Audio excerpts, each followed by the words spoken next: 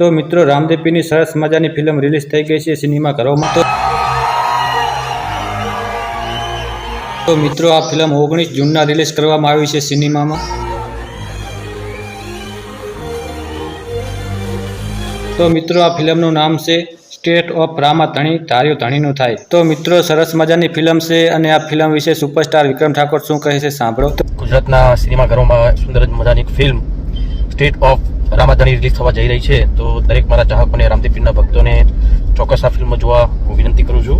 જય રામાપીર। તો મિત્રો આ ફિલ્મમાં પ્રિનલ ઓબેરોયનો રોલ છે સરસ મજાનો। તો આ ફિલ્મ રિલીઝ થઈ ગયા પછી પ્રિનલ ઓબેરોય શું કહે છે સાંભળો તમે આ વિડીયોમાં। સ્ટેટ ઓફ રામાધણી ફિલ્મ જે છે એક આસ્થા ઉપર છે, વિશ્વાસ ઉપર છે।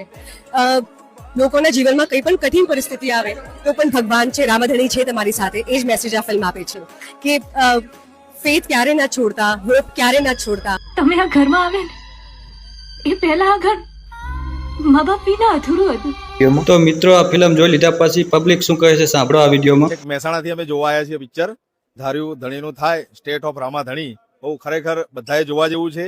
એક એક માણસ 100 જણાને બોલાવે અને આ પિક્ચર જોવે અને એને 100 કરોડનો બિઝનેસ કરાવે એવી આશા રાખીએ છીએ। તો મિત્રો જ્યારે આ ફિલ્મનું શૂટિંગ શરૂ કરવામાં આવ્યું હતું ત્યારે સ્ટેટ ઓફ રામાધણી ધાર્યું ધણીનું થાય ફિલ્મના ડાયરેક્ટરને શું પરચા આપ્યા હતા રામદેવ પીરે તમે આ વિડીયોમાં જુઓ। એમને જેને કામ આપ્યું એ વ્યક્તિને લોહીની ઉલટીઓ થઈ, એમને લોહીની ઉલટીઓ થઈ એટલે એની પાસેથી કામ પાછું લીધું મ્યુઝિક ડિરેક્ટરે, બીજાને આપ્યું, એને લોહીની ઉલટીઓ થઈ।